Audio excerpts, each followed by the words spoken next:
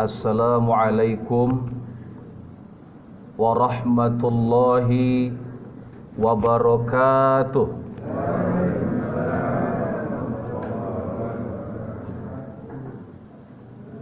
Allahu Akbar, Allahu Akbar, Allahu Akbar.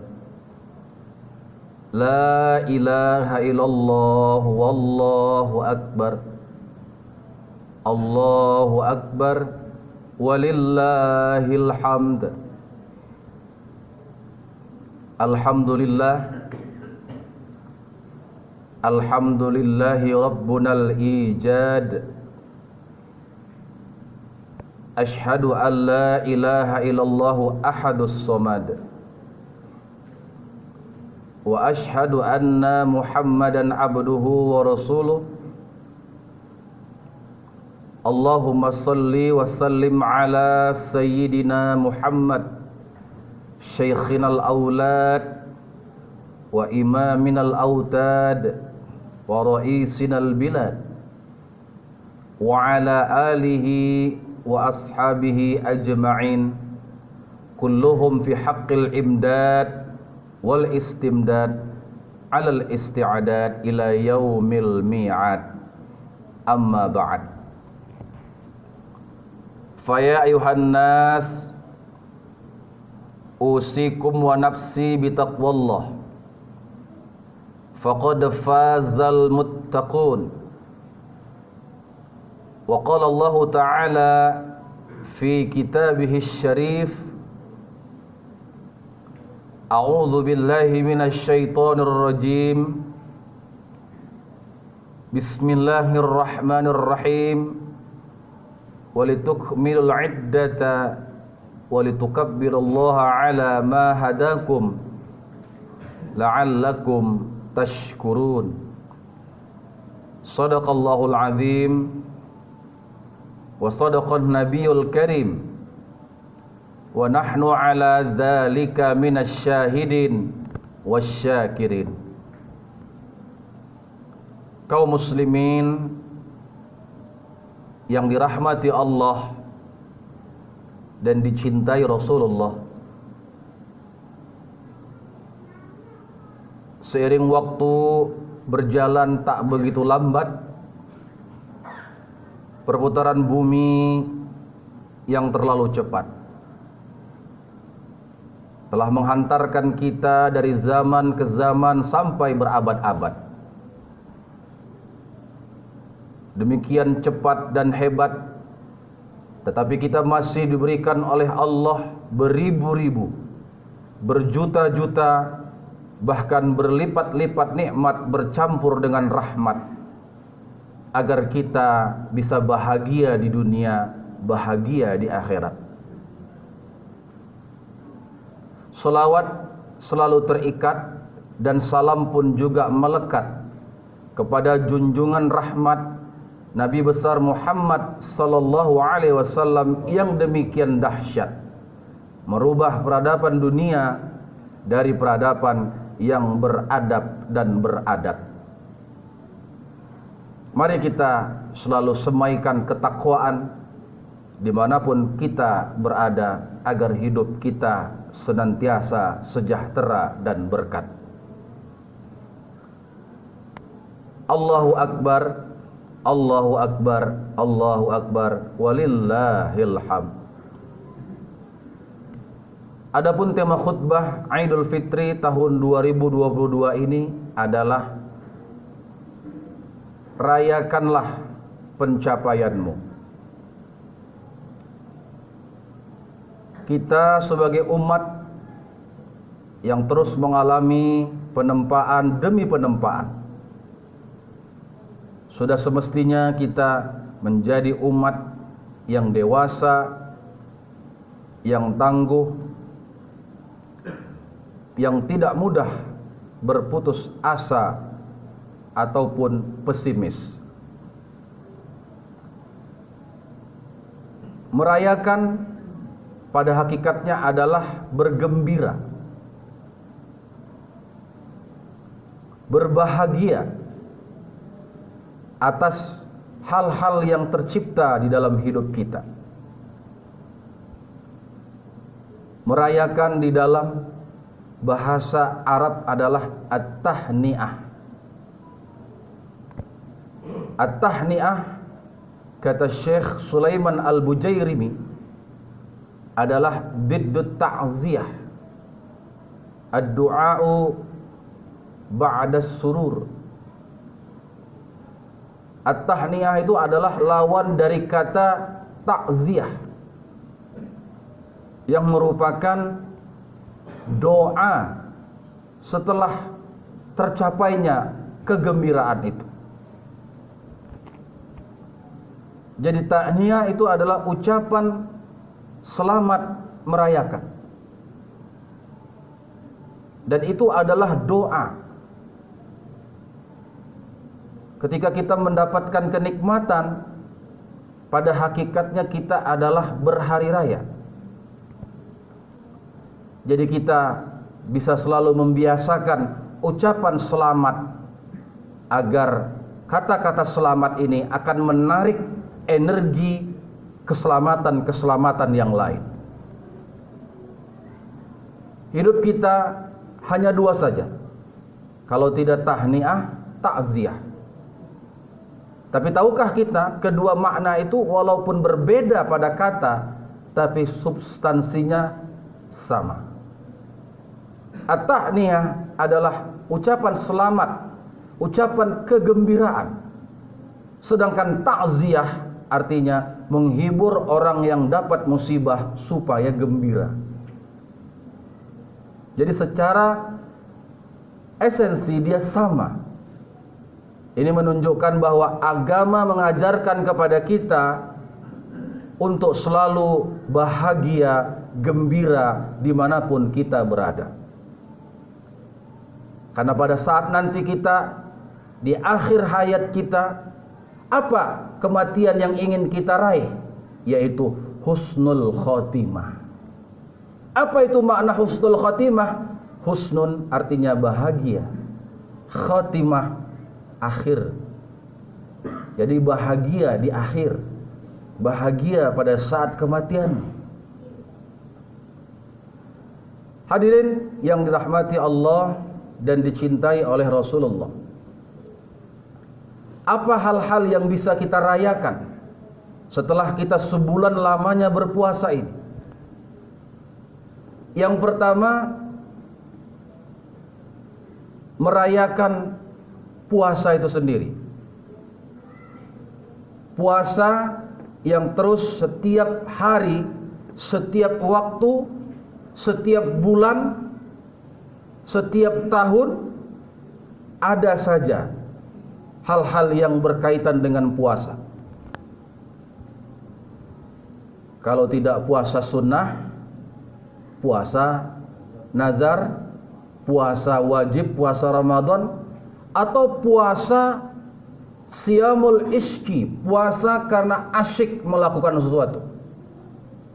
Ketika terlena dalam pekerjaan, ketika sibuk, ketika asyik melakukan kegiatan, lupa makan, lupa minum, itu adalah siyamul ishki, puasa keasyikan.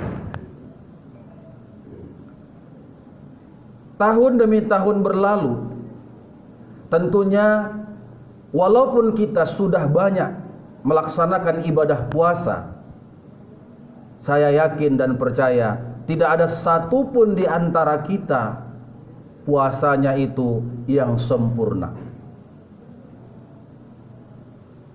Kenapa demikian? Karena puasa yang sempurna itu hanyalah puasanya Allah Ta'ala. Allah tidak makan, tidak butuh minum, itu merupakan sifat Allah.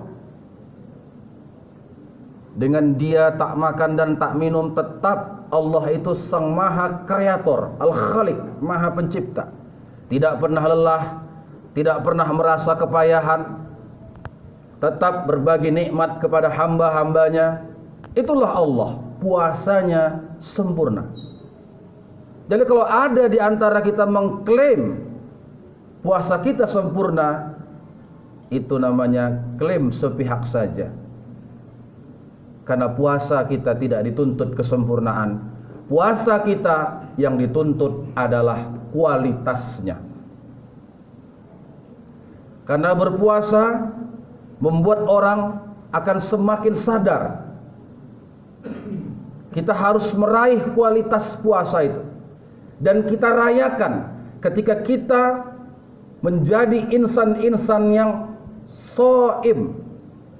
Apa itu shaim? Orang yang mampu menahan. Jadi kualitas puasa secara zahir dia mampu menahan lapar dan dahaga doang. Tapi orang yang sudah sampai kepada kualitas puasa yang baik, dia tidak hanya menahan lapar dan dahaga, tetapi dia menjadi orang-orang yang menahan diri dari perbuatan jahat, menahan diri dari memfitnah orang lain, menahan diri dari menzalimi orang lain, menahan diri dari mengadu domba, menahan diri dari segala kejahatan-kejahatan yang bisa saja tercipta karena datangnya kesempatan. Jika kita sudah sampai kepada tahap seperti ini, maka rayakanlah puasa tersebut. Karena kita berarti sukses berpuasa. Puasa yang tadinya hanya menahan lapar dan dahaga, tapi dia mampu untuk mengerem, menahan diri dari perilaku-perilaku yang negatif. Yang dimana puncaknya adalah ketika dia menahan diri dari segala hal-hal yang negatif, dia tidak akan berbuka puasa untuk selama-lamanya. Jadi dia tidak akan lagi berbuka, dia tidak akan lagi mengulangi kesalahan-kesalahan besarnya, dia tidak akan mengulangi lagi dosa-dosa fatalnya. Maka rayakanlah puasa tersebut. Rasulullah sallallahu alaihi wasallam dalam sebuah hadis yang diriwayatkan oleh Imam At-Tabrani bersabda, "As-siyamu junnah ma lam yakhriqha." Puasa itu adalah benteng. Puasa itu adalah perisai. Selama seseorang itu menjalankan puasa dengan sungguh-sungguh dan tidak merusak atau menghanguskan kualitas puasanya. Itu pesan Rasulullah. Jadi bagi yang merayakan puasa dalam kategori hanya menahankan lapar dan dahaga, ya lumayanlah. Tetapi yang kita harapkan adalah dia merayakan puasa karena dia mampu menjaga kualitas puasa itu. Puasa itu jadi benteng dalam kehidupannya. Puasa itu perisai, melindungi diri dia dari perbuatan negatif yang lahir dari dia sendiri dan perbuatan negatif yang orang lain ingin menghancurkan dirinya. Ini kualitas puasa yang terbaik. Dari dirinya terproteksi, dari luarnya juga dia terlindungi. Rasulullah sallallahu alaihi wasallam bersabda, "Sumu tasihhu." Berpuasalah, pasti engkau akan mendapatkan kesehatan. Sehat jasmani, sehat juga rohani. Puasa itu akan memberikan kepada kita kebaikan. Puasa akan menetralisir segala racun. Puasa memberikan kita semangat di dalam hidup. Kalau kita sehat, kita benar-benar melaksanakan puasa, maka tidak akan pernah ada sakit ataupun kematian. Belum pernah ada dengar kita orang yang berpuasa itu lalu dia meninggal karena puasanya maksudnya. Bisa saja orang yang sedang berpuasa meninggal.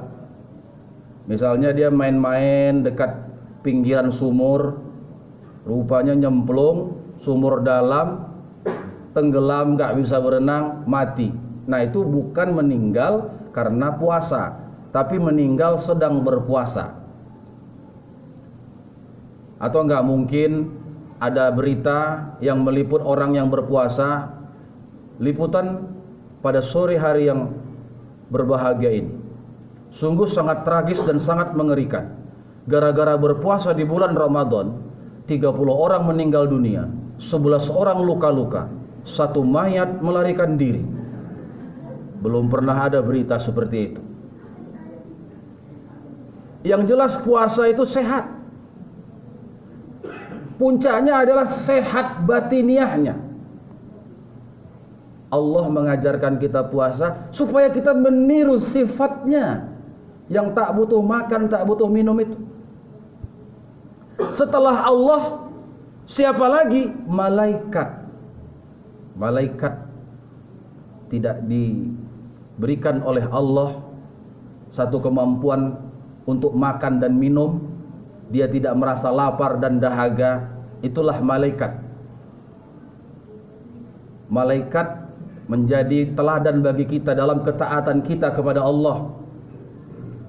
Malaikat itu berpuasa sepanjang usianya.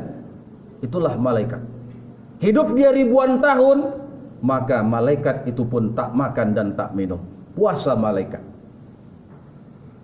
Makanya malaikat-malaikat itu sehat-sehat.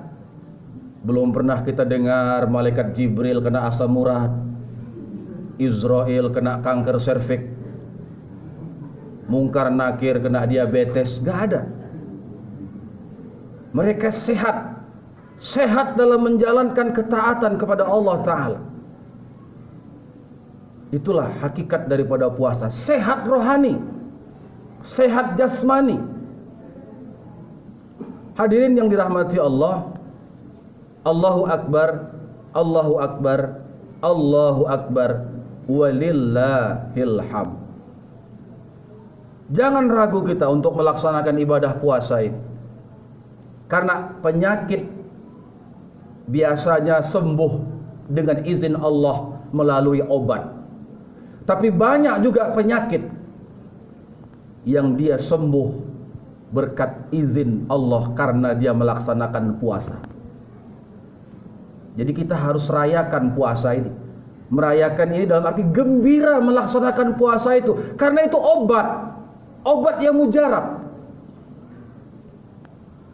Dr. Ega Ramadhani dalam bukunya Super Health mengatakan, orang yang berpuasa dia akan mengalami yang namanya detoksifikasi, pembongkaran penyakit yang ditandai dengan deep sleeping.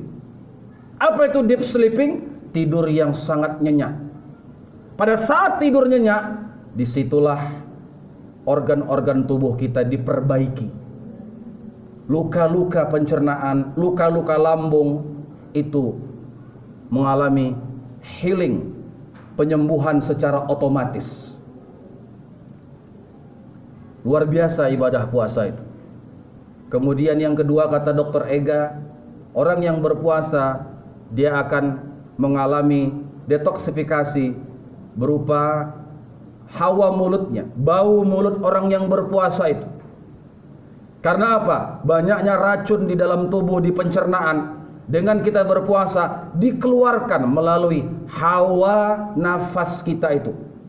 Hawa nafas itu adalah toksin-toksin ataupun zat-zat yang tak berguna dikeluarkan karena lapar kita, naik zat amoniak ke atas tubuh. Itu racun. Dikeluarkan dengan otomatis lewat ibadah puasa itu. Dan dia bercampur dengan air liur manusia ketika kita berpuasa. Makanya ada orang yang berpuasa itu bolak-balik meludah dia. Itu tandanya detoksifikasi, badan mengalami pembongkaran penyakit. Ada teman saya waktu puasa dia diludahinya kecoa, mati. Beracun kali ludahnya memang. Karena dia berarti berpuasa dengan sungguh-sungguh. Puasa dengan betul-betul. Sehat rohaninya. Kalau rohani kita sudah tenang, tentram, itu jasmani akan membaik dengan sendirinya. Kita sakit nih Bapak Ibu karena kita kurang tidur. Itu sering terjadi. Kita sakit, tidur kita nggak nyenyak, tidak deep sleeping, tidak dalam tidur kita. Banyak pikiran. Tapi dengan puasa, kualitas tidur kita jadi membaik. Dengan puasa, kualitas kesehatan kita menjadi baik. Maka rayakanlah puasa itu, karena itu adalah obat bagi kita. Itu yang pertama. Lalu yang kedua, apa yang kita rayakan adalah potensi. Jadi setelah puasa ada potensi yang kita rayakan. Puasa yang telah kita lalui itu mengembalikan kembali skill kita, potensi kita. Allah Subhanahu wa taala di dalam surat Al-Isra berfirman, kullu ya'malu 'ala syakilati. Katakanlah, setiap orang dia bekerja sesuai dengan potensinya. Syakilah itu artinya potensi, skill. Syakilatun, potensi, talenta, bakat. Nah, kita rayakan potensi kita. Dengan puasa kita sadar kembali kepada fitrah, kembali kepada fitri. Coba kita renungkan, pada saat kita di alam rahim ibu kandung kita, tidak ada kejahatan yang dilakukan oleh janin, oleh bayi yang akan lahir. Bahkan setelah lahir pun bayi tidak akan melakukan kejahatan. Pada saat kita di dalam kandungan, kita juga puasa. Ibu-ibu mungkin pada saat dia mengandung, dia tidak puasa, tapi anaknya puasa. Bagaimana itu bisa terjadi? Saat si ibu tidur, sang janin yang ada di dalam kandungan itu kan mungkin butuh makan, tetapi dia bersabar sampai ibunya terbangun. Janin yang mungil itu pun setelah ditiupin ruh, dia berpuasa. Karena ibunya sedang tertidur, dia pun tidak makan dan dia tidak minum. Dia ikut berpuasa. Jadi kita kembalikan potensi diri kita itu. Potensi apa itu? Potensi tidak bermaksiat kepada Allah. Itu dia. Karena maksiat, dosa-dosa, inilah yang menghalangi kita untuk mendapatkan rezeki dari Allah. Dalam sebuah hadis yang diriwayatkan oleh Imam Abu Daud, innal abda la yahrumu rizquhu bidzambin yusibuhu.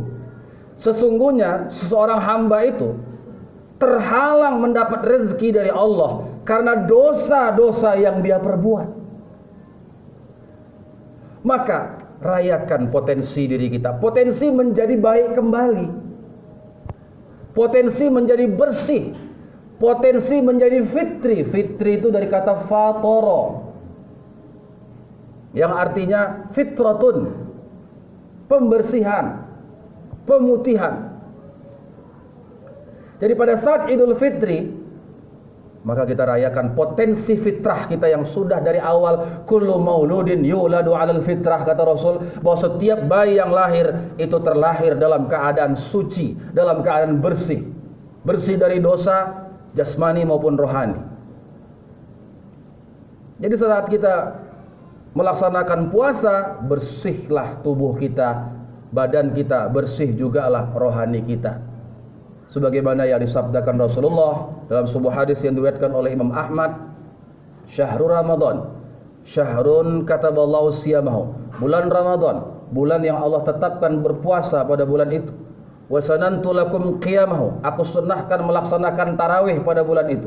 Faman shamahu wa qamahu imanan wa ihtisaban, siapa yang melaksanakan puasa atau berpuasa di bulan Ramadan dan juga melaksanakan sholat tarawih karena iman dan mengharap ridha dari Allah, kharaja min dzunubihi kayaumin waladat ummuh, akan keluarlah dosa-dosanya seperti dia lahir kembali dari kandungan ibunya. Itu. Jadi orang yang berpuasa betul-betul sungguh-sungguh, dosa kecil, dosa besar juga akan terkikis berkat puasa itu, bersih. Maka disebut dengan Idul Fitri. Id artinya kembali, fitri bersih. Jadi dosa mata bersih, dosa hidung bersih, dosa tangan bersih, dosa kaki bersih.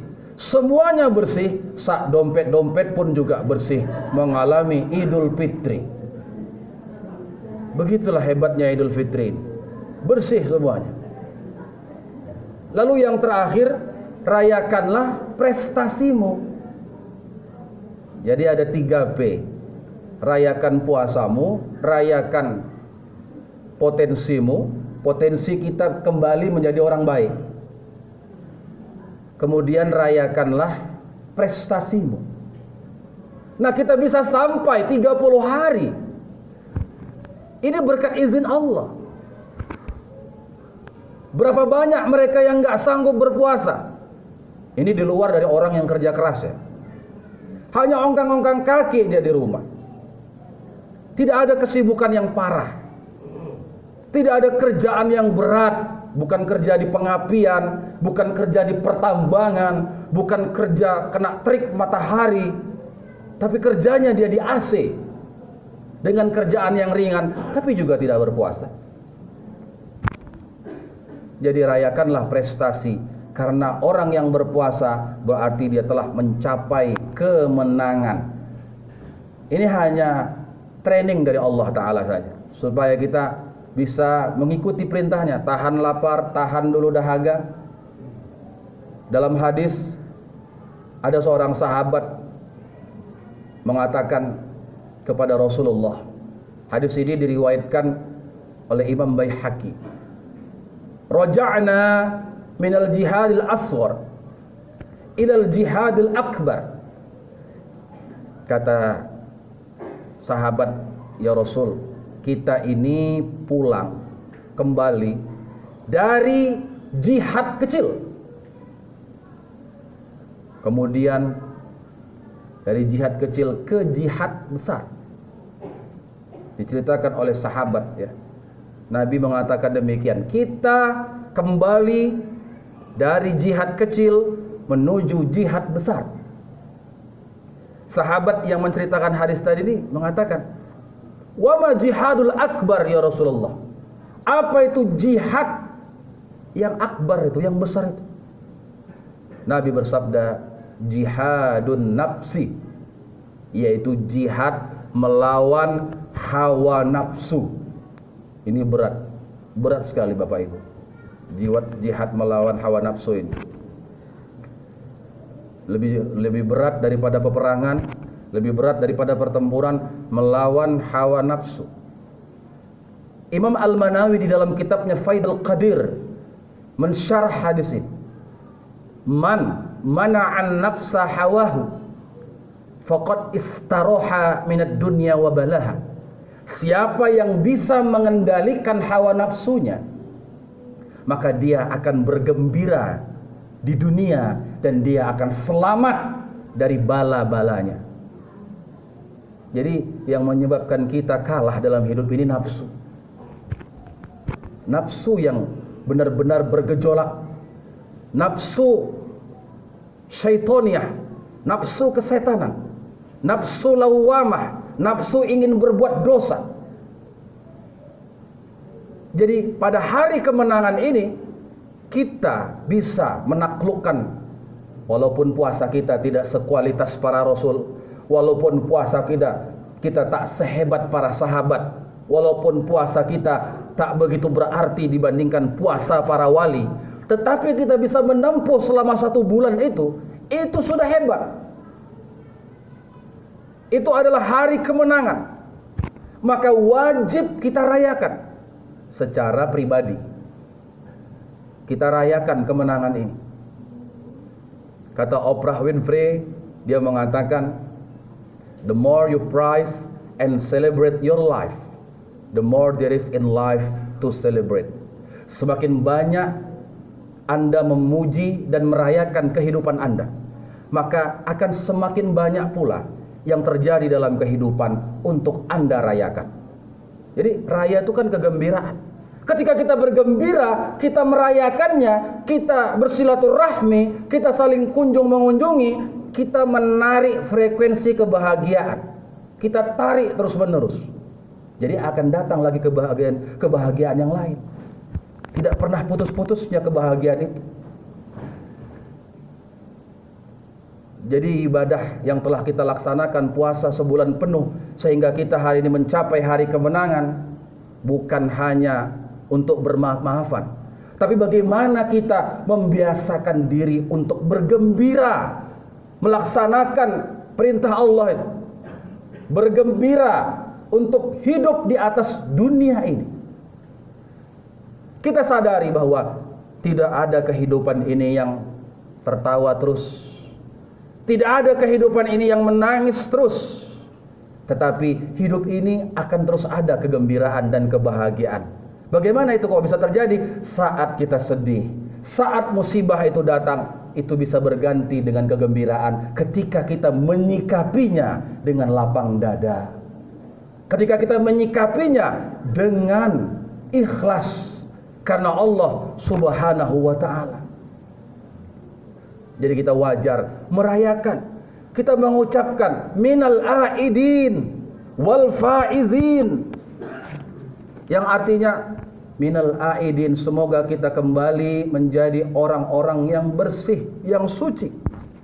Wal faizin, semoga kita kembali menjadi orang-orang yang memenangkan kehidupan. Jadi pemenang kita. Ini ungkapan-ungkapan yang baik. Taqabbalallahu minna siyamana wa siyamakum. Itu juga ucapan-ucapan yang bagus, ucapan selamat.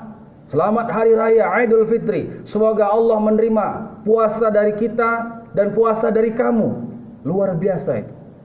Jadi kita memang selalu harus membiasakan ucapan-ucapan yang baik dalam kehidupan. Kalimatut thayyibah.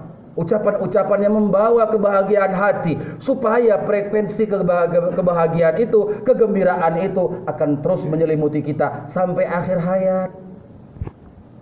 Tapi kadang-kadang ya kan, manusia ini kan suka berpuisi, manusia ini suka bersyair, tapi kadang-kadang syairnya itu tidak begitu tepat.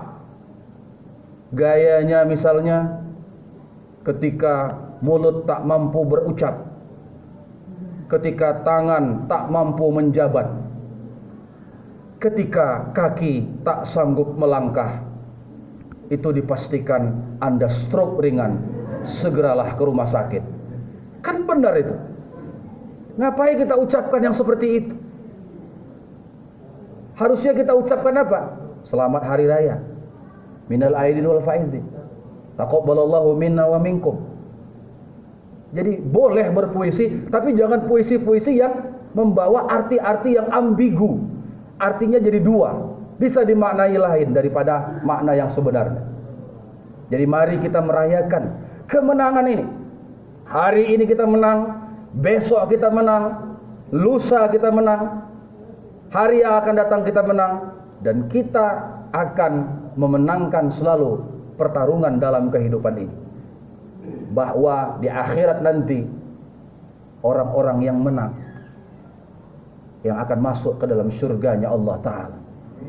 Sebagaimana ayat yang saya bacakan pada saat rakaat pertama salat Idul Fitri tadi, surat Al-Hasyr, yang bunyinya la yastawi ashabun nar wa ashabul jannah. Tidaklah sama penghuni neraka dan penghuni surga. Ashabul jannah, penduduk-penduduk surga, itu mereka adalah orang-orang yang menang. Faizun, ashabul jannati humul faizun. Penduduk-penduduk surga itu mereka adalah orang-orang yang faiz, artinya menang. Dan kita selalu diliputi dengan ungkapan-ungkapan kemenangan setiap hari, setiap waktu. Hayya 'alal falah.